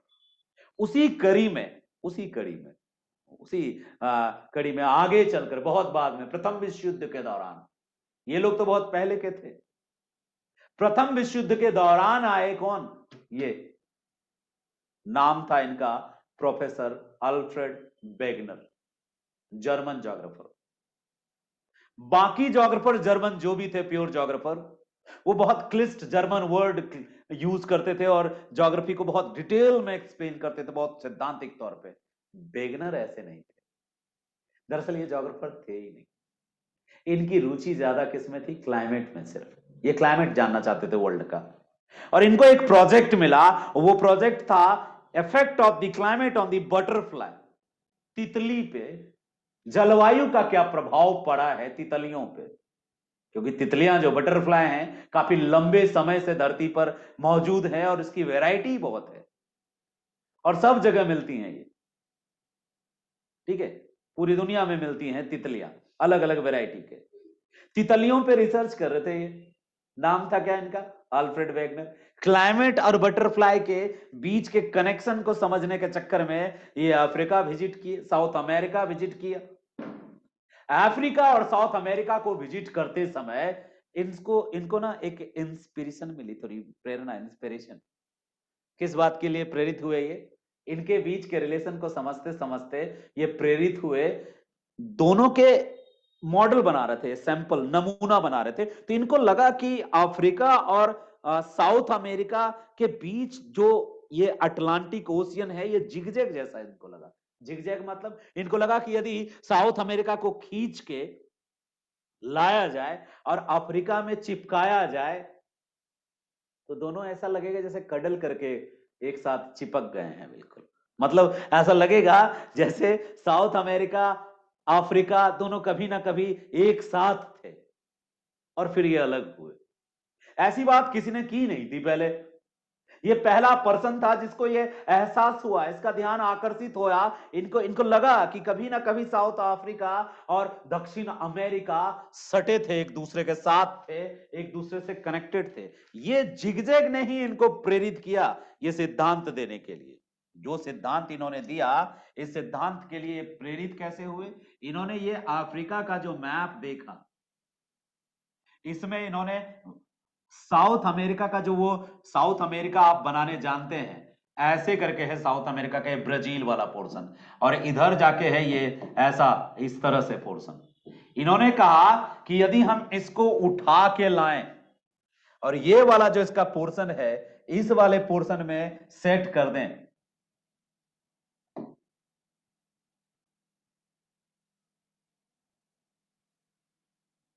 यही वाला पोर्शन जो है हम वहां लेके चले गए, यदि हम इसको इसमें ले जाके सेट कर दें तो हमें ऐसा दिखेगा कि ये इसी का एक हिस्सा है, अफ्रीका से ही अलग हुआ एक हिस्सा है। इसलिए इनको लगा कि ये जो बॉर्डर है ना, ये जिगजैग है, कभी ये दोनों एक दूसरे के साथ थे, आज इनका ब्रेकअप हो गया है। हो जाता है कभी कभी, माथा दिमाग ठंडा रखोगे तो क्या ब्रेकअप होगा, दिमाग तुम्हारा बार बार गर्म होगा तो ऐसे ही ब्रेकअप होगा। इनके ब्रेकअप से इनको थोड़ा आइडिया हुआ कि ये दोनों अलग क्यों हुए, जब ऐसे कटल करके चिपक चिपक के थे, दोनों साथ में थे, तो फिर अलग क्यों हुए। कुछ शक्तियां होती हैं इधर उधर की, कॉलेज वाली, इधर वाली, उधर वाली, या कोई भी जो शक्तियां होता है, फलना चिल्ला, जो भी फैंटेसी फैंटेसी, इसके कारण ही ये सब सारी चीजें होती हैं। मैं बस बकवास नहीं कर रहा हूं, बस बता रहा हूं कोई फोर्सेस था। वेगनर को ये समझ में नहीं आया कि ये अलग क्यों हुए। वेगनर इसी की तलाश में लग गया। जब जानते हैं दिमाग जिसका जो बहुत ज्यादा सोचने वाला व्यक्ति होता है ना, वो कोई एक बात पकड़ के उसके पीछे पड़ जाता है पूरी तरह से। ये प्रोफेसर्स लोग थोड़ा मेंटली डिस्टर्ब होते हैं इस मामले में। उनको एक कोई टर्म उन्होंने पकड़ लिया तो फिर उसी टर्म पे वो पूरा डिटेल में। अच्छा झिगजैग मतलब तेरा मेरा, अच्छा ठीक है तेरा मेरा, ठीक है बहुत अच्छे। तो ये दोनों कभी एक साथ थे। यदि आपको ये क्वेश्चन आपके मन में आया ना कि वेगनर इतना इंस्पायर्ड कैसे हो, मतलब प्रेरित कैसे हुआ इस सिद्धांत को देने के लिए, क्या उसके उसको सबसे ज्यादा कौन चीज हिट किया? यही हिट किया था, jigsaw fit, zigzag fit of South America and Africa. जब इस जिगजे सॉफिट जो ये देखा उसने, जिगजैग सॉफिट यानी ये इन दोनों का जो सिस्टम देखा कि ये कभी कनेक्टेड थे, तब यहां से वेगनर ने एक नए सिद्धांत पर काम करना शुरू किया। और वो सिद्धांत था कि महाद्वीप प्रवाहित होते हैं, यानी साउथ अमेरिका इस तरफ प्रवाहित हुआ है और अफ्रीका उस तरफ प्रवाहित हो रहा है। और इन दोनों के एक दूसरे के अलग प्रवाहित होने के कारण वर्तमान रूप में आया। उसके बाद ये जो प्रेरित करने वाली घटना थी, उसके बाद इन्होंने इन दोनों के क्लाइमेट पर रिसर्च किया। जब यहां की मिट्टी को देखा, जब यहां की मिट्टी और यहां के चट्टान को देखा इन्होंने, ये यहां की मिट्टी को देखा, ठीक है, और यहां के मिट्टी को देखा और इस तरफ यहां की मिट्टी और जलवायु को देखा, तो बड़ा सॉफ्ट हो गए। क्या एक एक चीज मिल रहा था साहब, सब कुछ। यानी यहां भी सोना, यहां भी सोना, यहां भी सोना, गोल्ड दोनों जगह एक जैसे वृक्ष, कहवा, कॉफी, दोनों जगह एक जैसा। मतलब जो यहां पर इवन यहां जो जमीन से जो जीवाश्म निकल रहा था ना, फॉसिल्स, वैसा ही जीवाश्म उसको यहां भी मिला कई जगहों पे। चट्टाने एक जैसी, वृक्ष एक जैसे, जीवाश्म एक जैसा, खनिज एक जैसे। जब इतनी सिमिलरिटी, इतनी समानता दिखी उनको, तो वो ये सिद्धांत बनाने के लिए प्रेरित हुए। और फिर 1912 में उन्होंने अपना एक थ्योरी प्रकाशित किया जर्मन लैंग्वेज में। यानी वेगनर महोदय ने 1912 में जर्मन लैंग्वेज में, जैसे आप इंडियंस हैं तो आप हिंदी में लिखेंगे अपना रिसर्च थ्योरी पेपर, वैसे ही इन्होंने जर्मन लैंग्वेज में इन्होंने सबसे पहले पब्लिश किया अपनी एक कोरी कल्पना को। इन्होंने कहा कि मुझे ऐसा लगता है, आई थिंक, मुझे ऐसा लगता है कि महाद्वीप बहते हैं, फ्लोट करते हैं, प्रवाहित होते हैं। मैं ऐसा मानता हूं कि महाद्वीप फ्लोट करते हैं, प्रवाहित होते हैं। तो इनको पता था कि लोग पूछेंगे तुम्हारे पास क्या सबूत है, इसका क्या साक्ष्य है। तो इन्होंने ढेर सारे प्रमाण जुटाए। इन्होंने कहा कि मुझे इसलिए ऐसा लगता है कि इनकी अलग होने के बाद भी इनकी क्लाइमेटिक कंडीशंस में इतनी सिमिलरिटी क्यों, फॉसिल्स एक जैसे क्यों मिलते हैं। एक उन्होंने कहा कि दो बातें रही होंगी, या तो ये जमीन जहां है वहीं रहे होंगे और इनकी जलवायु बदली होगी। ठीक है, जो कभी आज कोल्ड एरिया में हो कभी उस क्षेत्र में रहा होगा, हॉट एरिया में रहा होगा, जो आज हॉट एरिया में वो कभी कोल्ड एरियाज में रहा होगा। और ऐसा पॉसिबल है नहीं, अर्थ पे क्लाइमेट का एक जगह से दूसरी, ऐसा थोड़ी होता है ध्रुवों पे 20 डिग्री टेम्परेचर रहा होगा कभी, ऐसा पॉसिबल नहीं है। सन अपनी जगह अपनी पोजीशन पे है और अर्थ का जो एक्सिस है वो फिक्स्ड है एक तरीके से। अर्थ के मतलब जो क्लाइमेटिक जोन है वो स्थिर रहा होगा। तो दूसरी बात होती है यदि क्लाइमेट स्थिर रहा तो ये कॉन्टिनेंट इधर उधर हुए होंगे। वेगनर ने अपने दूसरे एजम्पशन, दो एजम्पशन लेके चला।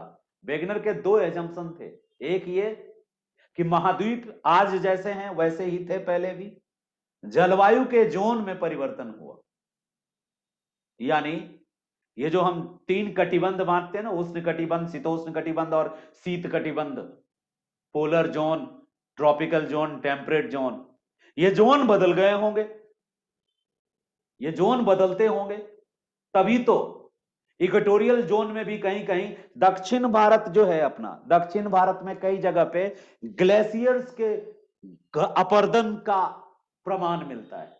ये कैसे हो गया भाई? दक्षिण भारत इक्वेटर के तरफ है, वहां पे ग्लेशियर के अपरदन से बना पदार्थ कैसे दिख रहा है, निक्षेप कैसे दिख रहा है, ग्लेशियर के अपरदन से बना निक्षेप कैसे दिख रहा है वहां? तो दो बातें हो सकती है, या तो कभी वहां ग्लेशियर रहा हो, तो उसका तो कोई प्रमाण मिलता नहीं, कैसे वहां ग्लेशियर रहेगा? इक्वेटर के पास है और उतना ऊंचा नहीं है वो क्षेत्र, तो वहां ग्लेशियर कैसे बनेगा? या तो हो सकता है कि भारत कभी ऐसे क्षेत्र में, भारत का ये भूभाग दक्षिण भारत कभी एकदम उधर सटा हुआ होगा, अंटार्कटिका से सटा होगा, उस समय ये क्रायोस्फीयर जोन में रहा होगा, तो यहाँ पे बर्फ जमी होगी। यही सच है। वेगनर को लगा कि दूसरा कॉन्सेप्ट ही सही है, कि कभी हो सकता है कि ये महाद्वीप आज भारत जहां पे है, भारत का दक्षिणी भाग आज इक्वेटर के पास है, हो सकता है कि भारत का उत्तरी भाग पहले इक्वेटर के पास सटा हो और दक्षिणी भाग पोल की तरफ हो। आज दक्षिणी भाग इक्वेटर के पास है। देखो यहां आप इस बात को समझो कि वेगनर को क्या क्या लगा। आज ये इंडिया है और ये इक्वेटर है, ठीक है, क्योंकि आज इंडिया यहां है। यदि ये इंडिया यहां रहा होगा तो देखो, ये वाला जो भाग है ये इक्वेटर के नजदीक है, और जो साउथ इंडिया वाला भाग है वो किसके नजदीक है? ध्रुव के नजदीक है। यहां से, यहीं अफ्रीका से सटा था ना ये नीचे, और यहां से ये धीरे धीरे इक्वेटर को पार करके जाके चीन के भूखंड से टकराया। तो वेगनर की ये बातें वेगनर को प्रामाणिक लगी। दूसरा एजम्पशन, वेगनर के दो एजम्पशन थे। पहला एजम्पशन क्या था कि मतलब कॉन्टिनेंट जहां थे वहीं थे और जलवायु बदला, ये पहला एजम्पशन था, जो वेगनर को लगा गलत बात है, ऐसा हो ही नहीं सकता। क्यों नहीं हो सकता? तो वेगनर को लगा कि जलवायु वेदता हूं मैं, और मैं ये जानता हूं कि इक्वेटर के आसपास ये फिक्स जोन है, ये रहेगा ही क्या? उष्ण कटिबंध, ट्रॉपिकल, और यहां से यहां तक ये रहेगा ही शीतोष्ण कटिबंध यानी टेम्परेट, और ये रहेगा ही क्या? पोलर यानी कोल्ड, कोल्ड एरिया यानी पोलर जोन, जिसको फ्रिज्ड जोन कहते हैं, फ्रिज्ड रहेगा ही। ये फ्रिज्ड है, ये टेम्परेट है, ये ट्रॉपिकल है, और ये फिक्स है, ये नहीं बदलेगा। क्यों? क्योंकि सूर्य का पोजीशन चेंज नहीं हो रहा है, सूर्य का पोजीशन चेंज नहीं हो सकता, सूर्य अपनी जगह स्थिर है। तो जब सूर्य का पोजीशन चेंज नहीं हो सकता, अर्थ ने पाथ चेंज नहीं किया है, तो फिर कैसे पॉसिबल है कि टेम्परेट वाला जोन बदल के पोल पे चला जाएगा और ट्रॉपिकल वाला जोन खिसक के टेम्परेट पे आ जाएगा? तो ऐसा तो हुआ नहीं। ठीक है, मुझे जो प्रूफ मिला है, वेगनर बन के बता रहा हूं मैं, कि मुझे जो सबूत मिला है, मुझे विषुवत रेखा के पास से हिमनद के अपर्दन और हिमनदीय अवसाद मिले हैं मैदानों में। उदाहरण के लिए दक्षिण भारत, दक्षिण भारत में कई ऐसे सबूत हैं, साक्ष्य हैं मौजूद, जो हिमनद के अपर्दन से निर्मित, हिमनद के अवसाद हैं दक्षिण भारत में कई सारे। तो ये तभी होंगे ना जब कभी दक्षिण भारत पोलर रीजन में रहा हो। क्यों? क्योंकि ये मैदानी भाग जब तक पोलर रीजन में नहीं रहेगा, वहां हिमनद कहां से आएगा? हिमालय है वो, ऊंचा है वो, ऊंचा तो है नहीं, उसकी ऊंचाई तो कम है, फिर वहां हिमनद कैसे अपर्दन किया? तो जरूर वो कभी कहां रहा होगा? पोल के पास। पोल के पास वो कैसे जा सकता है जब यहां है, फिक्स्ड जगह है उसका, और पोल यहां है और पोल यहां है? तो दक्षिण भारत, केरला, कर्नाटका, आंध्र प्रदेश वाला रीजन कैसे चला गया पोल के पास? या तो दो बातें होंगी, या तो वो दक्षिण भारत कभी पोल के पास गया हो, या किसी ने भगवान को मजाक लगा हो, ढेर सारा बर्फ लाके फेंक दिया हो, लो बर्फ बर्फ खेलते हैं, बस ऐसे कह रहा हूं बस। तो भगवान वहां बर्फ तो फेंका नहीं, तो फिर हिमनद वहां कहां से आया? और हिमनद नहीं है तो उतने बड़े एरियाज में हिमनदीय अपर्दन के प्रमाण क्यों है? तो दो बातें हो सकती है। क्या? यानी जलवायु परिवर्तन, जलवायु जो है वो नहीं बदली है, जलवायु नहीं, climatic zone, climatic zone change नहीं हुआ है। 3 जोन है क्लाइमेटिक जोन, ये चेंज नहीं हुआ है। तो दूसरा एजम्पशन ये हुआ होगा क्लाइमेटिक जोन जहां है वहीं रहा हो और ये महाद्वीप ही अपनी जगह बदले हो। वेगनर ने अपने दूसरे एजम्पशन को सही माना। वेगनर ने कहा मैं ज्यादा सहमत अपने दूसरे एजम्पशन से हूं।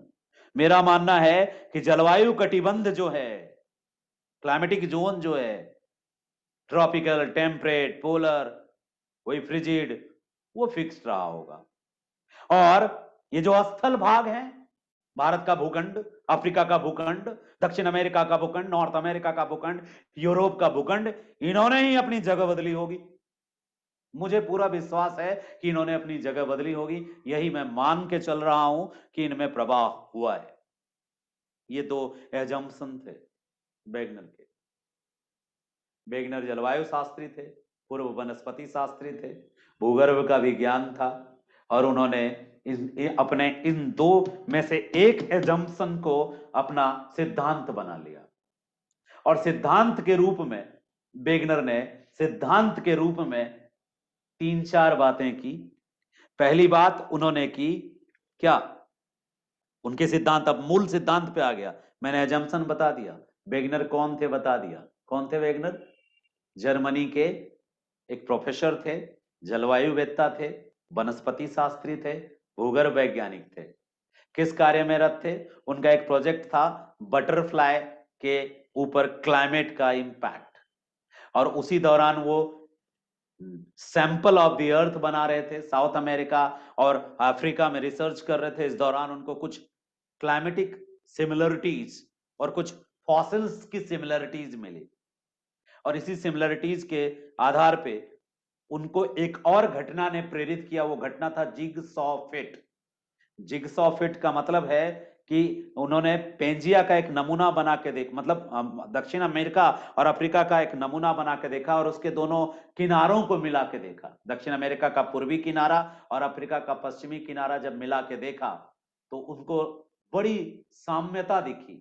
ऐसा लगा कि ये सिमेट्रिकल हैं, ये एक दोनों के, सिमेट्रिकल नहीं कहेंगे, ये एक ही दूसरे से अलग हुए हैं। और फिर वो जुड़ गए अपने सिद्धांत को रूप देने में, और उन्होंने 2 एजम्पशन लिया। पहला हाइपोथेसिस थी उसकी, पहली उनकी जो संकल्पना थी, उन्होंने कहा कि इनमें जो समानता है ये या तो जलवायु के जोन बदले होंगे, जलवायु के कटिबंध में परिवर्तन हुआ होगा, और ये जहां है वहीं रहे होंगे, जो संभव नहीं है। ऐसा संभव नहीं है कि ट्रॉपिकल जोन, टेम्परेट जोन या फ्रिजिड जोन चेंज हो।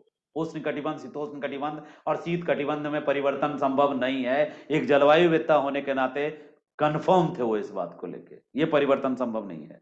तो दूसरा परिवर्तन क्या हुआ होगा वो मान गए।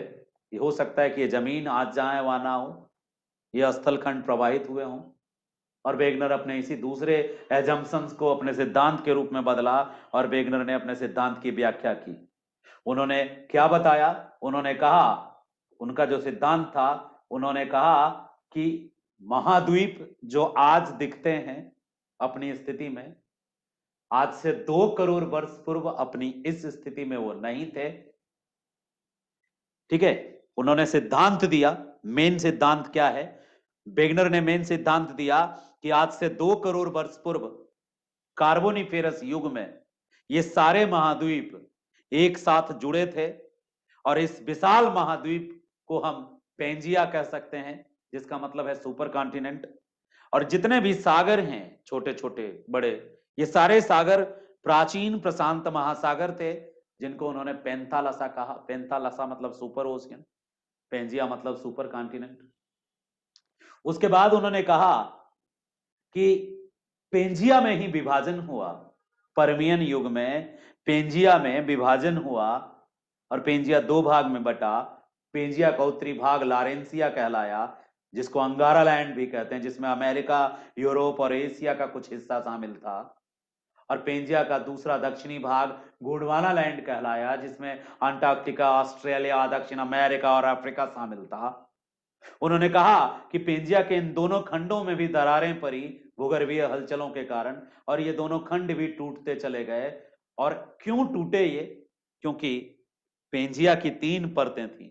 हम नहीं कह रहे हैं, वेगनर कह रहे हैं पेंजिया की 3 परतें थी।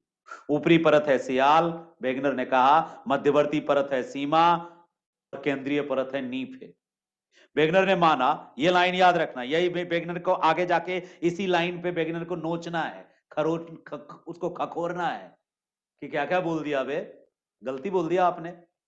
तो क्या थी उसकी ये लाइन? उन्होंने, वेगनर ने कहा कि सियाल, पॉइंट इज नोटेड, मिल माय लॉर्ड वाला लाइन है ये, सियाल बिना किसी रुकावट के सीमा पर तैर रहा था। ये वेगनर का डायलॉग है, ये एकदम पॉइंट में लिखना है, बुलेट पॉइंट में, कि वेगनर ने क्या कहा। पेंजिया वाली बात तो कही उसने, पेंजिया टूटने वाली बात भी कही उसने, फिर उसने जो सबसे मोटी बात कह दी, जो उसको नहीं कहना था, जिसको लेकर के बाद में उसकी आलोचना हुई, वो पहली बात क्या कही उसने कि सियाल बिना किसी रुकावट के सीमा के ऊपर तैर रहा है। भाई यदि रुकावट नहीं है और वो तैर रहा है, तो फिर इतने इतने पर्वत क्यों बन रहे हैं? रुकावट है तभी तो पर्वत बन रहा है, टकरा रहे हैं तभी तो पर्वत बन रहे हैं।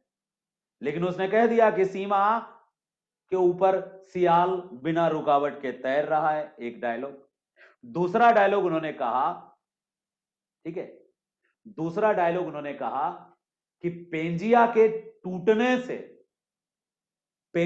टूटने से लॉरेंसिया और गोंडवाना लाइन बना, और पेंजिया के टूटने के बाद फिर एक बार, कई बार ये टूटने की क्रिया हुई, और तब वर्तमान महाद्वीप अस्तित्व में आए, और ये महाद्वीप वर्तमान रूप में आए, इन महाद्वीपों में प्रवाह हुआ, ये प्रवाहित हुए। क्यों? क्योंकि सीमा के ऊपर सियाल बिना रुकावट का तैर रहा है। यही है मूल सिद्धांत। मूल सिद्धांत में इतनी बातें लिखनी, और मूल सिद्धांत के बाद उनका उनका प्रमाण जो देना है, 7-8 प्रमाण है उनके। पहला प्रमाण वही था, जिगसॉ फिट। उसने कहा कि यदि हम उत्तरी अटलांटिक और दक्षिणी अटलांटिक महासागर के दोनों तटों को करीब लाएं, पूर्वी तट और पश्चिमी तट, यानी नॉर्थ अमेरिका को यूरोप के तट में सटाने की कोशिश करें, और साउथ अमेरिका को अफ्रीका के तट में सटाने की कोशिश करें, तो चिपक जाएगा, पेन और उसके कैप वाली फीलिंग आएगी, ये दोनों एक दूसरे में ज्वाइंट हो जाएगा। इसको उन्होंने जिगसॉ फिट कहा, और इस प्रमाण को सबसे पहले रखा और नमूना बना के लाया। जब वो अपना बता रहे थे शोध पत्र, तो उसमें एकदम हाईलाइटेड करके बताया। उन्हें कहा कि अटलांटिक ओशियन के दोनों कोस्ट को हम क्लोजली कनेक्टेड कर सकते हैं, और इसको फिर से मिला सकते हैं। ये दोनों कभी मिले थे जो आज अलग हो गए, और उन्होंने साबित भी किया भूगर्भ विज्ञान के आधार पर। उसने कहा कि अटलांटिक महासागर के दोनों तट पर छोटे छोटी पहाड़ियां हैं, दोनों तट पर पहाड़ियां हैं। नॉर्थ अमेरिका में वो अपलेशियन की पहाड़ी, ब्लू रिज की पहाड़ी, नाट्रेडम की पहाड़ी है ना। नॉर्थ अमेरिका के पूर्वी तट पे पहाड़ी नहीं है, अपलेशियन की पहाड़ी, पढ़ाया था मैंने। Appalachian, Blue Ridge, Allegheny mountain, Notre Dame. और यूरोप में भी आ जाइए तो इंग्लैंड में वो छोटी छोटी पहाड़ी है, कैम्ब्रियन की पहाड़ी, कैम्ब्रियन की पहाड़ी है इंग्लैंड में। फ्रांस में भी छोटी सी पहाड़ी है, कई सारी पहाड़ियां हैं दोनों में। इधर स्कैंडिनेवियन की पहाड़ियां। तो वेगनर ने कहा कि कभी तुम ध्यान से देखोगे तो तुमको लगेगा कि ये स्कैंडिनेवियन की पहाड़ियां, ये अपलेशियन की पहाड़ियां, और नीचे जब ब्राजील में जाओगे, ब्राजील में बारबारोमा की पहाड़ियां, ये सारी पहाड़ियां ये एक ही काल की बनी हुई पहाड़ियां हैं, जिसको कैलिडोनियन और हर्सिनियन माउंटेन्स कहते हैं। ये सिमिलर हैं, एक जैसे हैं, एक उम्र के हैं, एक ही समय में बने हैं। फिर इतने दूर क्यों हैं, एक साथ क्यों नहीं है? यानी अलग हुए हैं, टूटे हैं बीच से, प्रवाहित हुआ है इसका एक टुकड़ा, उधर बह गया, एक टुकड़ा इधर बह गया। जैसे कुंभ के मेले में दो भाई बिछुड़ जाता है, वैसे ही महाद्वीपों के प्रवाह में ये दोनों बिछड़ गए, अलग हो गए।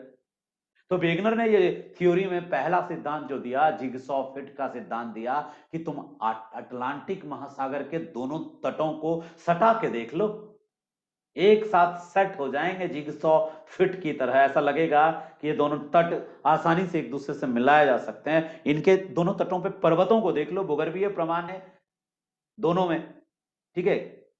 दोनों के जो माउंटेन्स हैं, हर्सियन माउंटेन्स यूरोप के, Caledonian mountain, Scandinavian mountain Europe के जो माउंटेन्स हैं उनको, और उधर प्लेसियन, इनको मिला के देखो ये एक साथ जुड़ जाएंगे। उन्होंने आगे और भी प्रमाण दिया। उन्होंने कहा कि चट्टानों को देखो ना, अटलांटिक ओशियन के दोनों तट की चट्टानों की निर्माण देखो, संरचना देखो, एक जैसी, एक जैसे रॉक हैं दोनों जगह। फॉसिल्स उन चट्टानों से निकालो, जीवाश्म भी एक जैसे हैं। उन्होंने एक जीवाश्म खोजा साउथ अमेरिका में, और एक वैसा ही जीवाश्म खोजा अफ्रीका में, और ये भारी भरकम डायनासोर के जीवाश्म थे। ऐसा डायनासोर जो इतना बड़ा अटलांटिक ओशियन तैर के पार नहीं कर सकता है। तो फिर ये अलग कैसे हो गए? कैसे हम जुदा हो गए, रास्ते खो गए, मगर हम नहीं मिले और जीवाश्म हो गए, कैसे? यानी कि डायनासोर का पतिदेव इधर ही रह गया, डायनासोर की मोहतरमा उधर रह गई, और ये अलग हो गया। मतलब वंश, एक ही वंश का जीव, भारी भरकम जीव, कैसे ये दोनों जगह मिल रहे हैं? कभी साथ रहे होंगे, कभी ये दोनों क्लोज रहे होंगे, तभी तो एक प्रजाति का भारी भरकम जीव दोनों कॉन्टिनेंट में कैसे, जहाज पे ढोके ले गए डायनासोर को, या डायनासोर छलांग मारा, अटलांटिक लांग गया, पानी में तैरने वाला डायनासोर था नहीं। तो कई सारे ऐसे जीवों के जीवाश्म मिले, किसको? वेगनर को। और उन जीवाश्म के आधार पर वेगनर ने साबित किया कि ये दोनों तट एक साथ थे। कुछ वनस्पतियां थी, जैसे ग्लोसोप्टेरिस वनस्पति है, वो दक्षिण अमेरिका में, दक्षिण अफ्रीका में भी मिलता है, फॉकलैंड में भी मिलता है, ऑस्ट्रेलिया में भी मिलता है, अंटार्कटिका में भी मिलता है। एक ही वनस्पति तीनों जगह कैसे? इनके बीज तीनों जगह कौन छीटा, कौन छीटा, कौन ले गया? यानी कभी साथ थे। प्रायद्वीपीय भारत में भी उन्होंने दो तीन जगह पे हिमनद अपरदन के प्रमाण खोज दिए, वो भी एक तरीके से इनके सबूत में शामिल हो गया।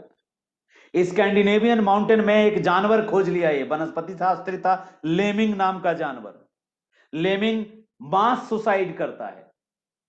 लेमिंग जो है विंटर सीजन में मास सुसाइड करता है, कूद जाता है अटलांटिक ओशियन में और मर जाता है।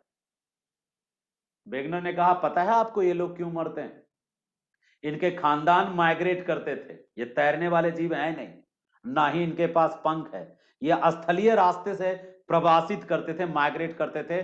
समर में ये नॉर्वे स्वीडन में रहते थे, वहां घास मिलता था और जनसंख्या बढ़ जाती थी समर में इनकी, विंटर में घास कम हो जाता था, तो ये प्रेरी की तरफ जाते थे, प्रेरी, नॉर्थ अमेरिका। उस समय प्रेरी में ये पैदल चले जाया करते थे क्योंकि कनेक्टेड था। बाद में प्रेरी धीरे धीरे धीरे धीरे बीच में खाई बनती गई, तो पहले छोटी खाई रही होगी, तो इसके जो परिवार हैं तैर के उतना दूर निकल जाते होंगे, या फिर थोड़ा बहुत तो तैर ही लेते होंगे, तो तैर के निकल जाते होंगे। लेकिन धीरे धीरे वो खाई महासागर में बदल गई, अटलांटिक ओशियन। लेकिन जीन में वो आदत, संकेत इसको मिलता है प्रवसन की। जो माइग्रेटेड बर्ड्स होते हैं, माइग्रेटेड एनिमल होते हैं, उनमें इस तरह का उद्दीपन होता है। वो एक समय पे माइग्रेटेड होने का नेचर होता है उनका, माइग्रेशन की फितरत होती है। वही माइग्रेशन की जो इनकी जीन है वो एक्टिव रहती है, और ये सोचते हैं कि कुछ दूर तैरने के बाद क्या आ जाएगा, प्रेरी घास का मैदान आ जाएगा, लेकिन वो आता नहीं है और ये सब शहीद हो जाते हैं। तो लेमिंग नाम का जानवर, चूहा और खरगोश के बीच का नस्ल है लेमिंग। तो लेमिंग, ग्लोसोप्टेरिस, डायनासोर के जीवाश्म, जिगसॉ फिट और कई तरह के मिनरल्स के आधार पर साबित करने की कोशिश की किसने? वेगनर ने, कि महाद्वीप अपनी जगह पे स्थिर नहीं होते, महाद्वीप प्रवाहित होते हैं। अब जाहिर सी बात थी कि अदर ज्योग्राफर पूछेंगे कि भाई साहब ये भी बता दो कि आखिर इतना बड़ा महाद्वीप, इतना भारी भरकम महाद्वीप प्रवाहित किस बल के कारण हो रहा है? वे कौन से फोर्स हैं जो इन महाद्वीपों को प्रवाहित कर रहे हैं, और अलग अलग दिशा में, किस दिशा में कौन महाद्वीप प्रवाहित हो रहा है और क्यों? वेगनर यहीं फंस गया। प्रमाण बड़े अच्छे जुटाए और प्रमाणों से पूरी दुनिया प्रभावित हुई और वेगनर की बात मान भी ली। कि मान लेते हैं कि महाद्वीप प्रवाहित हुए, तुम्हारा प्रमाण बहुत बेहतरीन है, साबित होता है कि जरूर ये प्रवाहित हुए, लेकिन ये नहीं बता पाए वेगनर कि वो कौन सा बल था। देखो वेगनर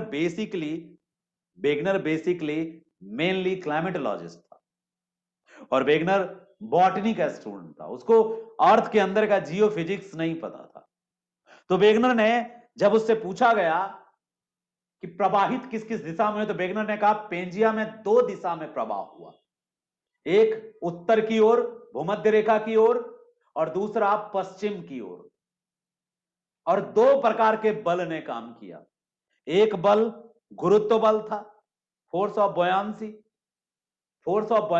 उत्प्लावन बल या प्लवनशीलता का बल, और गुरुत्व बल। इन 2 बलों ने सारे जितने भी सियाल हैं, सियाल जो सीमा के ऊपर तैरता है, सियाल सीमा से कम घनत्व से बना है, इसलिए सियाल सीमा पर बिना रुकावट तैरता है, और तैरने के क्रम में सियाल 2 दिशा में प्रवाहित हुआ, कुछ उत्तर की ओर कुछ पश्चिम की ओर, और उस प्रवाहित होने के पीछे कारण था गुरुत्व बल।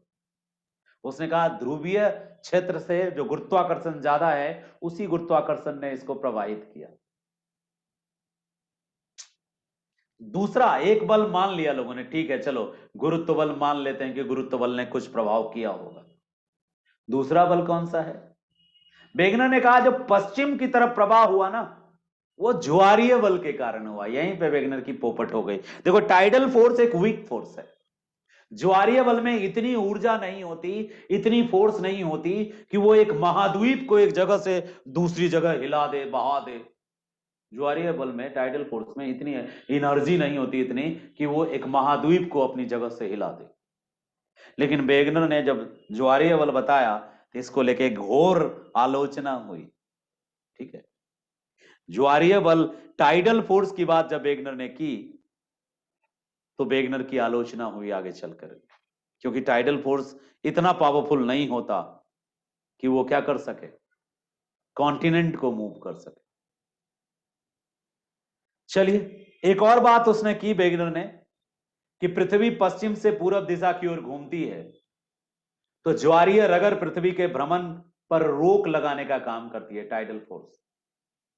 इसी कारण महाद्वीपीय भाग पीछे छूट जाते हैं और स्थल भाग पश्चिम की ओर प्रवाहित होने लगती है। मतलब वो टाइडल फोर्स को पृथ्वी के घूर्णन से भी जोड़ के एक्सप्लेन करने की कोशिश की, लेकिन फोर्सेस वो सही से एक्सप्लेन नहीं कर पाए, इसलिए कुछ सबकी लिमिटेशंस होती है ना। तो वेगनर की एक लिमिटेशन थी, उन्होंने फोर्सेस को ठीक से एक्सप्लेन नहीं किया कि वो कौन से फोर्सेस थे जिसके कारण महाद्वीप एक स्थान से दूसरे स्थान की ओर प्रवाहित हुआ। खास करके पश्चिम की तरफ जो प्रवाह हुआ उसका वो लॉजिक नहीं दे पाए, पश्चिम की तरफ प्रवाह का लॉजिक नहीं दे पाए। 2 तर्क बड़ा अच्छा दिया, एक जिग्सॉ फिट वाला और दूसरा ब्राजील वाला भाग और अफ्रीका का जो कांगो बेसिन वाला एरिया है, वहां के चट्टानों को, एक एक चट्टान और उसकी पूरी बनावट और वहां मिलने वाला जीवाश्म और वहां मिलने वाली वनस्पति, उसको बहुत डिटेल में डिफाइन किया था। उसी कारण उसकी बड़ी प्रसिद्धि मिली, वेगनर बहुत पॉपुलर हुआ, वो वायरल हो गया, वायरल। ठीक है, वेगनर उस टाइम का ढिंचक पूजा बन गया, बिल्कुल बहुत पॉपुलर हो गया। पॉपुलर होने का कारण था इनके ये प्रूफ्स, प्रमाण, इतने अच्छे प्रमाण उसने लोगों के सामने दिए, थोड़ा यूनिक था। लोगों ने इस एंगल से नहीं सोचा था, सोचने का तरीका वेगनर का अलग था। वेगनर ने प्रमाण भी बहुत अच्छे जुटाए, सिर्फ वेगनर ने फोर्स सही से डिटेल में डिफाइन नहीं कर पाया वेगनर। हाँ, प्रवाह को एक्सप्लेन किया कि कौन कौन सा किधर प्रवाहित हुआ। उन्होंने बताया कि ये उत्तरी अमेरिका, यूरोप, एशिया, ये विषुवत रेखा की ओर प्रवाहित हुए और उत्तर की ओर प्रवाहित हुए, और इनको प्रवाहित करने में जो 2 फोर्स है ना, गुरुत्व बल जो उत्तरी ध्रुव से लग रहा था, और बोयांसी यानी कि जो प्लवनशीलता का बल है, फोर्स ऑफ बोयांसी, प्लवनशीलता का बल, उत्प्लावन बल, बोयांसी फोर्स और बोयांसी फोर्स और गुरुत्व, ग्रेविटेशनल फोर्स जो है, वो दोनों फोर्स ने काम किया और उत्तर की ओर खिंचाए। और उसके बाद जो ये पश्चिम की ओर प्रवाह था, दक्षिण अमेरिका जो गया पश्चिम की तरफ, इसको वो डिफाइन नहीं कर पाए कि क्यों ऐसा हुआ। फिर वो भी यह भी नहीं बता पाए कि आर्कटिक दक्षिण की तरफ क्यों गया, ऑस्ट्रेलिया पूरब की, दक्षिण पूरब की तरफ क्यों गया, इंडिया उत्तर पूरब की तरफ क्यों गया, इंडियन सब कॉन्टिनेंट, कई सारे प्रूफ नहीं दे पाए वो। बस ये बता पाए कि जब कार्बोनिफेरस पर्मियन एज में पेंजिया दो भाग में टूटा, अंगारा लैंड, गोंडवाना लैंड, तो उसके बीच में उन्होंने बताया कि टेथिस नाम का एक सकड़ा सा सागर बना, सी बना, और ये विभाजन लगातार जारी रहा अलग अलग एज में, और इसी विभाजन के कारण महाद्वीप वर्तमान अवस्था में आए। ठीक है, तो यहां तक उम्मीद करते हैं कि आपको चीजें समझ में आई होंगी। बाद में वेगनर के सिद्धांत की घोर आलोचना हुई, दो तीन बातों के लेके हुई। एक, प्रवाह जो हुआ, जो फ्लो हुआ कॉन्टिनेंट, जो डिस्प्लेस हुआ कॉन्टिनेंट में, जो ड्रिफ्ट हुआ, उस कौन से फोर्स रिस्पॉन्सिबल थे, वेगनर इसको ठीक से जवाब नहीं दे पाए। ठीक है, ज्वारिएबल टाइडल फोर्स इतना पावरफुल नहीं होता कि वो इतने बड़े कॉन्टिनेंट को मूव करा सके। और दूसरा, जो ग्रेविटी वाला फोर्स था, वो फोर्स भी सही तरीके से एक्सप्लेन नहीं हो पाया। क्यों? क्योंकि कई सारे कॉन्टिनेंट हैं जिसका दिशा, डायरेक्शन, मूवमेंट अलग अलग है। जैसे ऑस्ट्रेलिया अलग मूव किया, इंडियन सब कॉन्टिनेंट अलग दिशा में मूव किया, जबकि वेगनर दो ही दिशा की बात करते हैं, उत्तर और पश्चिम। जबकि विस्थापन जो हुआ है महाद्वीपों का, दक्षिण की ओर भी हुआ है, दक्षिण पूरब की ओर भी हुआ है, उत्तर पूरब की ओर भी हुआ है, लेकिन वेगनर बस उत्तर और पश्चिम की बात करते हैं। तो इसको लेके वेगनर की आलोचना हुई। ठीक है, ये दो बातें हैं जिसको लेके वेगनर की आलोचना हुई। इसके अलावा जिस जिगसॉ फिट की बात वेगनर करते हैं ना, वो भी पूरी तरीके से नहीं साबित हो पाया, क्योंकि कंप्लीटली नहीं मेल खाता है दोनों कोस्ट। सिर्फ साउथ अमेरिका अफ्रीका कर जाता है, लेकिन पूरा का पूरा अटलांटिक का कोस्ट एक साथ ज्वाइंट नहीं हो पाता है, नहीं हो सकता है। यहां भी उनकी आलोचना, और सबसे ज्यादा आलोचना हुआ टेक्निकल। क्या उन्होंने कह दिया, वेगनर ने विरोधी बातें की। एक तरफ वो कहते हैं कि सियाल सीमा पर बिना रुकावट तैरता है। बाद में वेगनर बताते हैं कि सियाल जब तैर रहा था तो जहां जहां उसके रास्ते में रुकावट आया, वहां वहां पर्वतों की उत्पत्ति हुई। कमाल है भाई। और यदि हम मान भी लें कि ठीक है, सियाल सीमा पे तैर रहा था, तो सीमा तो कठोर है ना। ठीक है, सियाल से सीमा कठोर है, तो सियाल उस पर कैसे तैरेगा? उसने एस्ट्रोस्फीयर की बात नहीं की, मैग्मा की बात नहीं की। कठोर चीज पर मुलायम चीज कैसे तैरने लगेगा? तैरने के लिए कोई लिक्विड वाला एरिया भी तो चाहिए, और उसकी बात ही नहीं की उसने।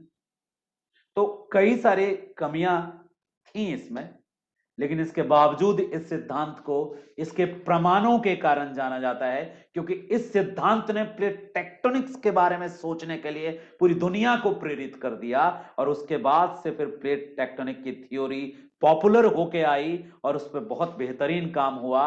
और इसी सिद्धांत ने, वेगनर के इसी सिद्धांत ने हैरी हेस को प्रेरित किया। 1960 में हैरी हेस ने सी फ्लोर स्प्रेडिंग थ्योरी, नाम ही था, एक ही व्यक्ति था, हैरी हेस।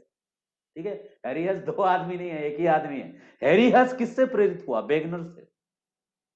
आपकी कोई एक्टिविटी किसी ना किसी को प्रेरित करती है, तो वैसे ही वेगनर से प्रेरित होकर हैरी हेस ने कई ऐसे कॉन्सेप्ट दिए जिससे वेगनर का सिद्धांत का भी जो कमी है वो दूर हो गया। वेगनर और मजबूत हुआ हैरी हेस की थ्योरी आने के बाद। वेगनर और मजबूत हुआ जब प्लेट टेक्टोनिक के बारे में और डिटेल में दुनिया बात करने लगी।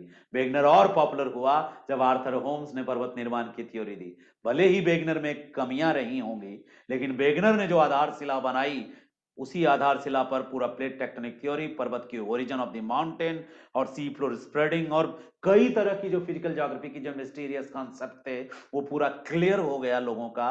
और कारण समझ पाए हम, पर्वतों के निर्माण के कारण, ज्वालामुखी के फटने का कारण, भूकंप का कारण, फोल्डिंग का कारण। इन सारे कारणों की जड़ महाद्वीपों का प्रवाह है, और वो महाद्वीपों का प्रवाह प्लेट टेक्टोनिक थ्योरी से और क्लियर हो गया। तो ये थी आज की क्लास। उम्मीद करता हूं आपको ये पूरी थ्योरी समझ में आई होंगी। जो लोग बाद में जुड़े या जो लोग नहीं जुड़ पाए, उनको मैं 5 से 7 मिनट के अंदर ये क्लास की वीडियो भेजता हूं। दोबारा सुनना चाहें तो दोबारा सुन सकते हैं। ठीक है, आज की क्लास इतनी ही है। आप में से किसी भाई बंधु का यदि कोई क्वेश्चन हो तो आप पूछ सकते हैं। ठीक है, आपके मन में कोई सवाल आया हो तो आप जरूर पूछ सकते हैं, पूछिए। या फिर मैं हिस्ट्री के क्लास की तैयारी कर लूं? सर एक सवाल था सर, जी जी कि जी, ज्यादा पूछ। कुछ पूछे सर। कोई एक व्यक्ति पूछिए सबसे सर पहले। जैसे, ये विभू शरण जी पूछिए। जी। Thank you sir. हाँ सर जैसे कि ड्यूरेशन ऑफ क्लास आपने मेंशन किया था कि ये जो साउथ अफ्रीका वाला पार्ट है और साउथ अमेरिका वाला जो पार्ट है, दोनों कॉन्टिनेंट जो है एक दूसरे से अलग हो रहा है। तो सर इस दौरान तो ये भी मेंशन हुआ था कि हिमालय का जो निर्माण हुआ है वो प्लेट के टकराने से हुआ है। तो सर जैसे कि हिमालय एक बहुत ही, जैसे कि माना जाता है कि ये सबसे बड़ा पर्वत है, तो इस तरह से अमेरिका में भी एंडीज और रॉकी है सर। तो वो वहां पे कौन सी प्लेटें टकराई थी सर, जो इस तरह का वो निर्माण हुआ सर, इतना बड़ा पहाड़? आप यदि आज की क्लास में बिगनिंग से हैं तो मैंने आज की क्लास में एक बिग बात की है जो आपको कल दिखेगा। हमने कहा है कि एक बिगनिंग ये में कौन सी पढ़ाने थी? वाला हूं मैं आपको, ये पढ़ाऊंगा आर्थर होम्स की पर्वत उत्पत्ति का सिद्धांत पढ़ाऊंगा, जिसमें दुनिया के सारे पर्वत की उत्पत्ति समझ में आ जाएगी। ओ सर, थैंक यू सर। तो यदि पर्वत की उत्पत्ति से जुड़ा प्रश्न है आपका तो कल और परसों की क्लास में आपका क्लियर हो जाएगा। बेगनर से संबंधित कोई आपके मन में क्वेश्चन है तो पूछिए। सर नहीं, बैगनर वाला समझ में आ गया सर। चलिए बस सर बस, एक तो थोड़ा वेट कर लीजिए, हम आर्थर होम्स आपको विस्तार से बताएंगे। सर एक अच्छा, रिक्वेस्ट था सर। जी जी।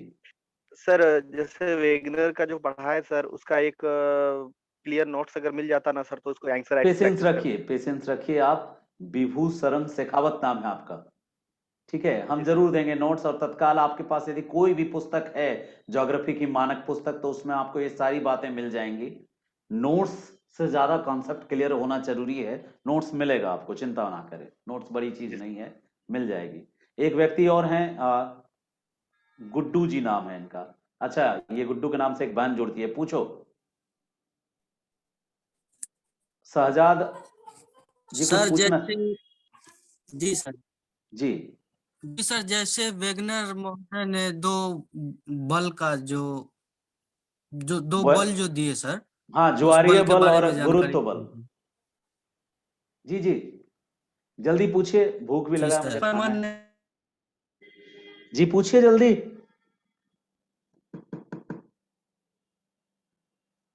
चलिए, मैं कल आपको मौका दूंगा 5 मिनट पूछने के लिए, अभी हम ज्यादातर लोगों को सुन नहीं पा रहे हैं। प्रीति जी आज भर माफ कीजिए, हम कल आपको समय देते हैं, आप सबको कल 5 मिनट आपसे बात कर लेंगे क्लास के पहले, ठीक है? अभी दूसरी क्लास है, ठीक है? Thank you so much.